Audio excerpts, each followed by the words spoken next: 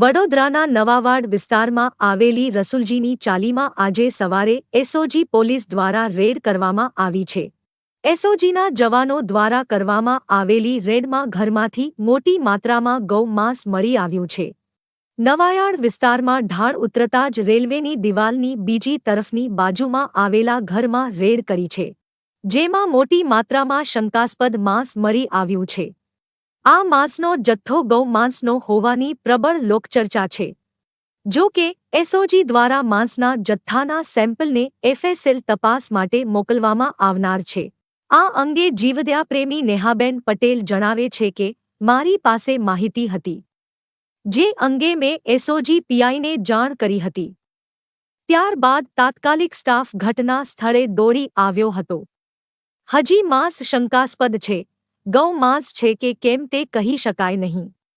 એફએસએલના report બાદ સાચી હકીકત સામે આવશે। આ ગેરકાયદેસર કતલખાનું છે। વરસાદમાં લોહીના ખાબોચિયા પણ ભરાયા છે। રોગચાળો પણ ફાટી નીકળી શકે છે।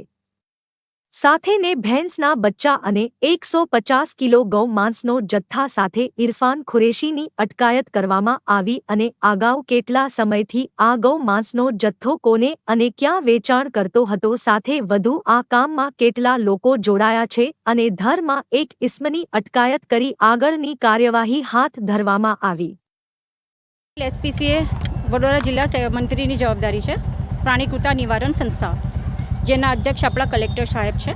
આજ રોજ મને ઇન્ફોર્મેશન હતી કે અહીંયા ગૌમાંસ આવવાનું છે, તો મેં એસઓજીના પીઆઈ સાહેબ પટેલ સાહેબ છે, એમને મેં જાણ કરી અને એમને પીએસઆઈ રાહુલજી સાહેબ છે, પછી એમના સ્ટાફ દ્વારા સરસ કામગીરી કરવામાં આવી છે અને એઝ યુઝ્યુઅલ મને વડોદરામાંથી આપણને બહુ સારો સપોર્ટ મળે છે। જીવદયાના રિલેટેડમાં બહુ સારો સપોર્ટ હોય છે।